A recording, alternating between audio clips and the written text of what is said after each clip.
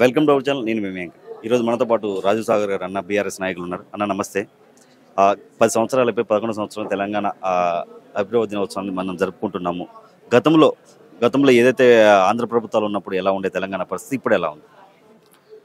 ఆంధ్ర సమైక్యవాదులు ఉన్నప్పుడు తెలంగాణ అన్ని రంగాల్లో ఇవాళ వ్యవసాయం కావచ్చు, ఉద్యోగస్తులు కావచ్చు, పెన్షన్స్ కావచ్చు, పోలీసు కావచ్చు, విద్యార్థులు కావచ్చు, అన్ని రంగాలలో తెలంగాణ వెనకేయబడ్డ తెలంగాణ. ఎందుకంటే అన్ని వనరులు ఉన్నా కూడా ఎక్కడైతే ఇక్కడ పాలించే నాయకులు కూడా మొత్తం సమైక్యాంధ్ర నుంచి వచ్చిన వాళ్ళు, ఇక్కడ ఉన్నటువంటి మంత్రులు తూతు మంత్రంగా ఉన్న మంత్రులు తప్ప మాకు కావాలి, మాకు నీళ్ళు కావాలి, మా వాటా మాకు రావాలని కొట్లాడే మంత్రులు కూడా ఎవరు లేకుండా ఉండే.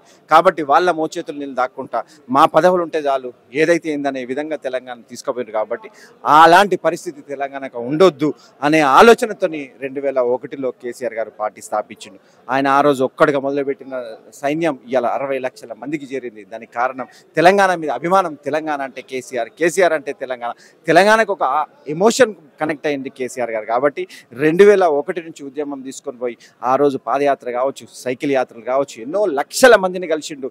లక్షల గొంతుకల వాళ్ళకు ఉన్నటువంటి అన్యాయం ఇది. తెలంగాణ జరుగుతున్న అన్ని రంగాల్లో ఏ విధమైతే ఆ రంగాల్లో జరుగుతున్న అన్యాయాన్ని కేసీఆర్ గారు తెలుసుకున్నాడు. కాబట్టి ఎప్పుడైతే తెలంగాణ వస్తుందో అనే ఆలోచనతో ఉన్నదో అంతకంటే ముందు నుంచి ఆయన ఒక బ్లూ ప్రింట్ తయారు చేసుకున్నాడు.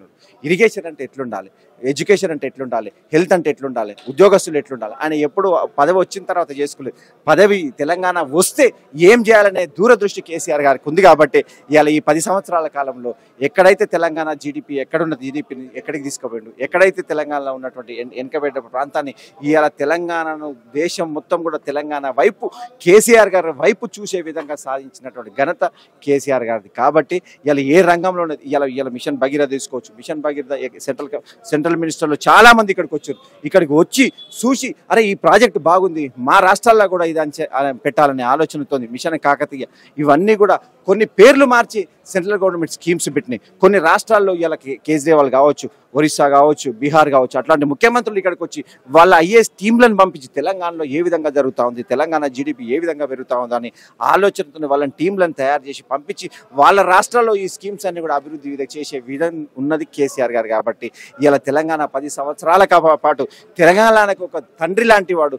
ఎక్కడున్నా కూడా మాకు ఇంట్లో ఇలా ముసలోళ్ళు అంటారు కేసీఆర్ ఎక్కడున్నాడో తెలియదు, కానీ మాకు మాత్రం వర్షం టైంకి రాగానే పైసలు పడతా ఉండే. ఇవాళ ఇటు పొద్దున్నేసే కనిపిస్తుంది, కానీ ఇవ్వాల్సింది మాత్రం ఇస్తలేడు. ఆయన ఎక్కడున్నా కూడా మాకు టైంకి రాగానే ఆయనకు తెలుసు. ఆయన వ్యవసాయానికి ఎప్పుడు కుప్ప కొట్టాలి, ఎప్పుడు వర్షం వస్తుంది, ఎప్పుడు నాట్లు వేస్తాడు, ఎప్పుడు పైసలు ఇవ్వాలి, రైతుకు బాధ, రైతు ఎప్పుడు ఏం చేయాలనేది కేసీఆర్ గారికి తెలుసు. కాబట్టి వాళ్ళు ఆలోచించే లోపే వాళ్ళ అకౌంట్లో టింగు అని పైసలు పడతా ఉండే.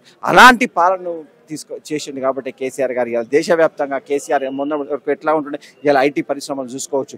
ఏ పరిశ్రమను చూసుకున్నా కూడా ఇలా ఇక్కడున్నది ఎక్కడో వెళ్ళిపోయింది. కాబట్టి అలాంటి తెలంగాణ సాధించాలన్న ఆలోచనతో ఏదైతే ఆకాంక్ష తెలంగాణ ప్రజలు ఆకాంక్షించారో, ఏదైతే అమరవీరులు చనిపోయిన అమరవీరుల ఆకాంక్షల కోసం పనిచేసిన ఆలోచనలు ఉన్నాయో అవన్నీ కూడా కేసీఆర్ గారు చేసుకుంటూ 2024 వరకు ఆయన ఇవాళ ఈ టైంకు కేసీఆర్ గారు ఉంటే ఈ టైంకు హరితహారం స్టార్ట్ అవుతుండే.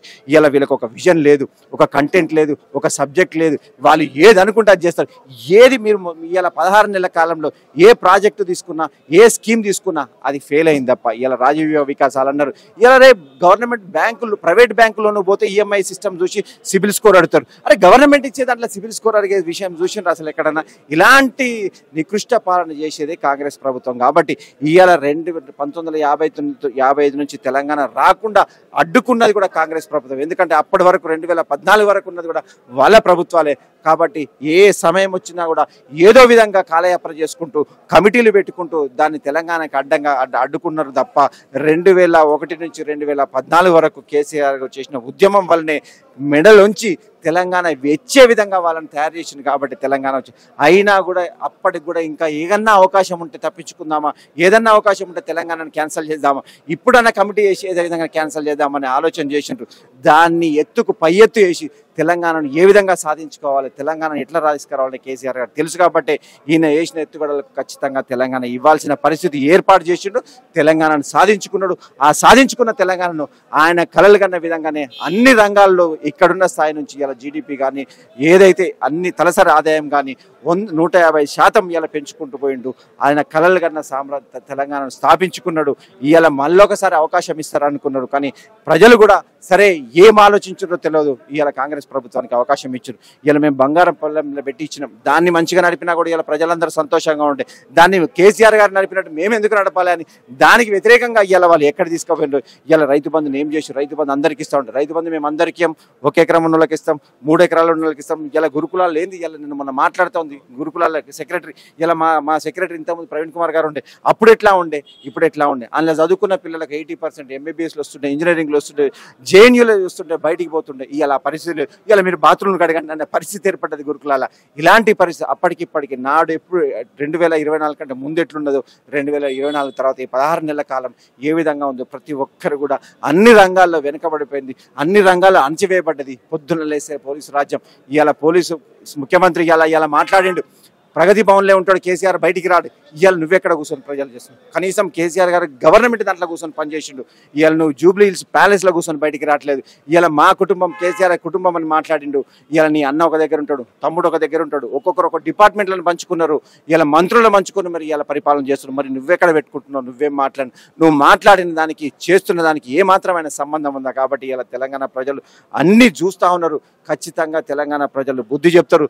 తెలంగాణ ప్రజలు ఒక్కసారి చాలా తెలివి కల వాళ్ళు. ఒక్కసారి తెలంగాణ ప్రజలు బండ కొడితే మళ్ళీ కూడా మీ 15 సంవత్సరాల వరకు కాంగ్రెస్ ప్రభుత్వం వచ్చే పరిస్థితి లేదు. కాబట్టి ఆయన అనుకున్నది అదే, నేను ఈ 3 సంవత్సరాల కాలం నేను ఎంత సంపాదించుకోవాలో అంత సంపాదించుకోవాలి, నా కుటుంబం మంచిగుంటే చాలు, పార్టీ ఎటన్నా పోని ఏమన్నా కానీ అనే ఆలోచనతో ముందుకు పోతుంది. కాబట్టి పార్టీ కూడా గమనిస్తూ ఉంది, తెలంగాణ ప్రజలు కూడా గమనిస్తూ ఉన్నారు.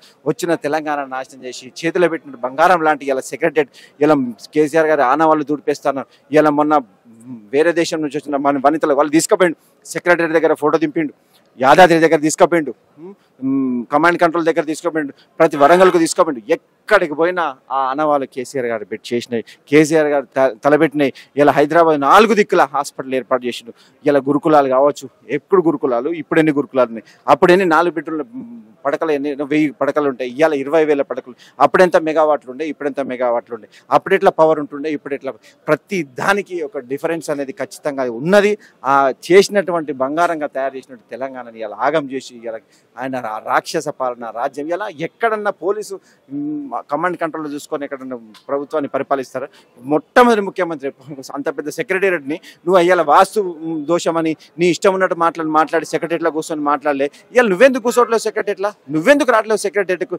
నువ్వు చెప్పింది ఒకటి, ప్రజలు ఇవాళ అన్ని గమనించేవి, అన్ని బట్టేబాజు మాటలు రబ్బాయి, వీడు చెప్పింది ఒకటి చేసింది ఒకటి అనే ప్రజలందరికీ తెలిసిపోయింది. కాబట్టి ఇంకా ఊర్లలో పోతే ఏమడుతున్నారంటే పాపం వాళ్ళు అమాయకంగా వాళ్ళు, సార్ ఇప్పుడేమైనా మార్చే అవకాశం ఉందా, ఇప్పుడు మార్చేది ఉంటే మేము ఓటేస్తామనే విధంగా ప్రజలకు విసుకొచ్చింది. కాబట్టి ఇంకా ఖచ్చితంగా కేసీఆర్ రావాలని కోరుకుంటూ రాబోయే రోజుల్లో ఖచ్చితంగా ఏదైతే మళ్ళీ వెనక్కిపోయిన తెలంగాణను మళ్ళీ కేసీఆర్ ఇంకా 10 గంటలు ఎక్కువ కూర్చొని మళ్ళీ ఆ స్థాయికి తీసుకురావాలంటే ఆయన అన్ని కూడా ఆలోచన చేసి ముందుకు తీసుకుపోతున్నారు. కాబట్టి అదేవిధంగా ఈ తెలంగాణ కాపాడుకోవాలంటే అందరూ కూడా ఇవాళ డల్లాస్లో పెద్ద ఎత్తున, డల్లాస్లో ఒక ప్రభుత్వం ఏర్పాటు చేస్తే కూడా అంత పబ్లిక్ రారు, ఒక అభిమానంతో, ఒక ఎమోషన్తో ఇలా ర్యాలీ చూడొచ్చు. 10-20 వేల మంది డల్లాస్లో ఇవాళ తెలంగాణ వాదులు అంత పెద్ద ఎత్తున జూన్ 2 రోజు కార్యక్రమం చేసుకుంటే, మీరు ప్రభుత్వం ఏర్పాటు చేస్తే కూడా ఇవాళ అటువంటి పరిస్థితులు.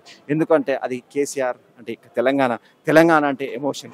కాబట్టి కేసీఆర్కు తెలంగాణకు ఉన్న బంధం అట్లాంటిది. కాబట్టి ఇవాళ ప్రతి టీఆర్ఎస్ నాయకుడు కావచ్చు, తెలంగాణ వాది కావచ్చు, ఇలా జూన్ 2 పండుగ లెక్క ఏర్పాటు చేసుకుంటే. ఎందుకంటే తెలంగాణ ఈ రోజు నేను చైర్మన్ అయినంటే, ఈ రోజు నేను ఎమ్మెల్యేనైనంటే, ఈ రోజు నేను ఒక మండలి చైర్మన్ అంటే, ఇలా ఈ సీఎం అయినా కూడా ఇలా తెలంగాణ వస్తే నేను సీఎం అయినట్టు. కాబట్టి అదే సమైక్యాంధ్రలో సీఎం అయ్యే స్థాయి ఉందా?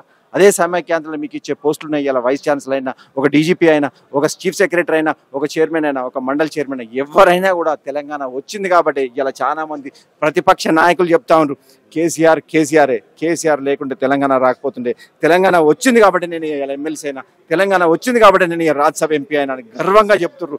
అది కేసీఆర్ గారి చరిత్ర, అది కేసీఆర్ గారి నాయకత్వం. కాబట్టి మరొకసారి మీ అందరికీ కూడా తెలంగాణ ఆవిర్భావ శుభాకాంక్షలు తెలియజేస్తూ జై తెలంగాణ. ఏదైతే ఇప్పుడు కాళేశ్వరం కమిషన్ నోటీసులు ఇవ్వడం జరిగింది, దీన్ని ఎలా చూడొచ్చు? అంటే ఇది కక్షపూర్వక రాజకీయమేనా?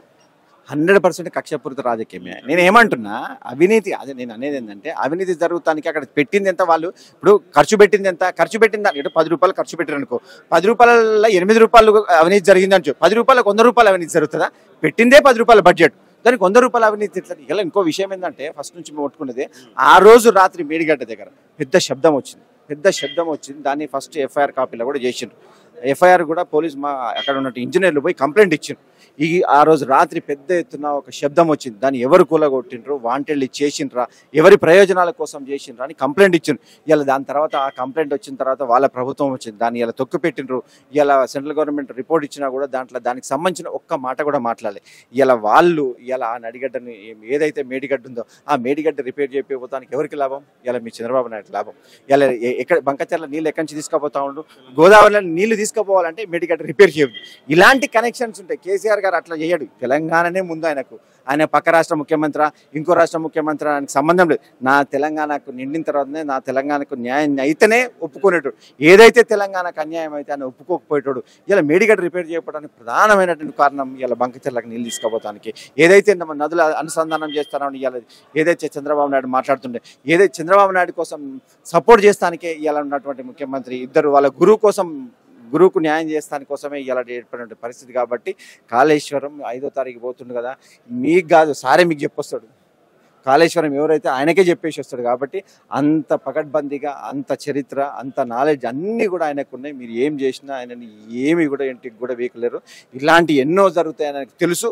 అవన్నీ కూడా తట్టుకొని వచ్చిండు. మీరు ఒక ముఖ్యమంత్రి, ప్రధానమంత్రి మోడీ లాంటి ఎదుర్కొన్నటువంటి వ్యక్తి కేసీఆర్. కాబట్టి ఏమి కాదు, మళ్ళీ పోయేసి వస్తాడు, తెలంగాణను కాపాడుకుంటాడు. జై తెలంగాణ. Thank you.